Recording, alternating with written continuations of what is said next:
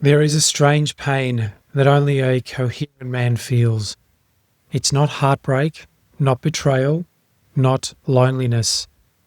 It's the quiet ache of walking through a world that still echoes a version of you that no longer exists. When you become coherent, when your signal refines, your field tightens, your structure stabilizes, you shift.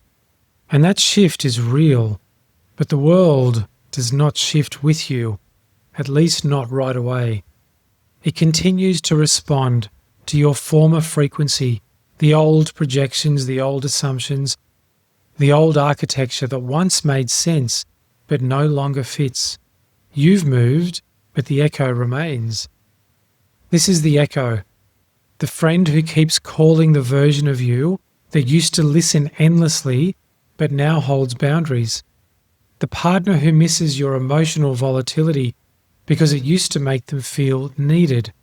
The parent who still sees you as their boy, not the man who can now see them clearly. The past colleague who still believes you care about competition, performance, and approval. They're not wrong, they're just late. Late to your signal, still tuned to the frequency of a broadcast you no longer send. And it's here that you must make a choice.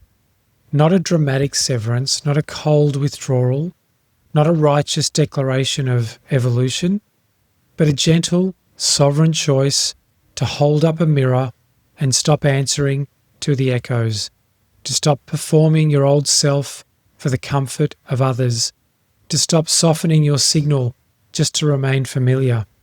Because coherence requires fidelity, and fidelity to your frequency means releasing the need to be recognized by those who only knew the man you've already buried. I've walked through rooms that once belonged to me, circles I helped build, communities I helped shape, relationships I once nourished, and I walked in as the new signal only to be met with the old expectation. They smiled at the mask I no longer wore. They asked questions the old me would have answered. They touched pain that no longer lives here. They expected things from me that I will no longer give. And in those moments I had to choose. Do I collapse into nostalgia to keep the peace, or hold the structure and let the echo pass through me without reply? This is the discipline of detachment, not from people, but from your former self, from the comfort of being known by those who no longer know you, from the temptation to revisit your former identity just to feel connection. But here's the truth. You do not need to be known by anyone who cannot feel your current frequency. Not because they're bad, not because they're blind, but because they're still tuned to a signal that you no longer emit. Let this be a moment of clarity. You owe no one the performance of your old identity. You don't have to explain why you changed. You don't have to validate why their memories feel misaligned. You don't even have to correct them. You simply remain in signal. Let them feel the shift. Let the silence do the talking. Let the dissonance teach them what words never could, because your new signal will calibrate those who can receive it and disorient those who are only aligned to your distortion. This is not cruelty, this is coherence, the elegant letting go of what no longer resonates, the sacred grief of being misrecognized by those you once loved, and the discipline to hold your current self even in the face of nostalgic seduction.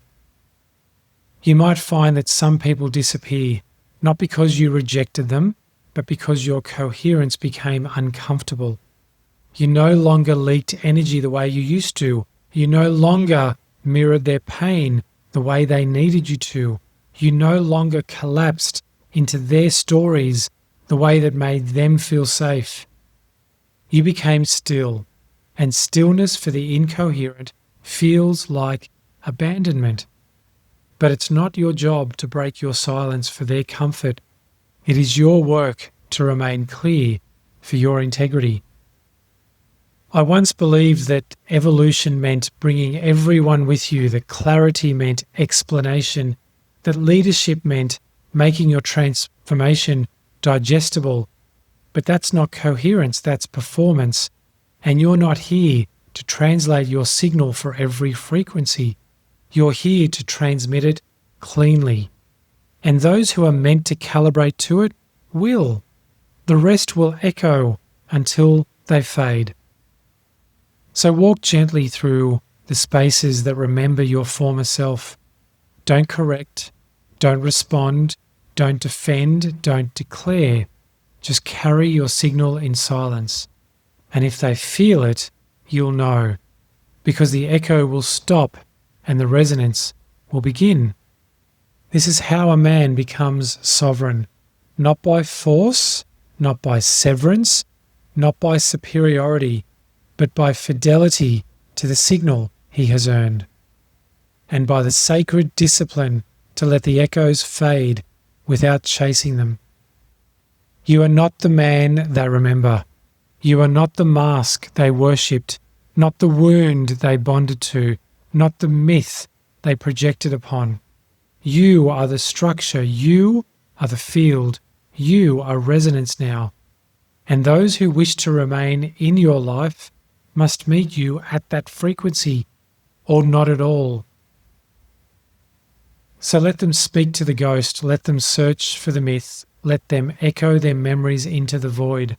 But you stand still. You hold the line.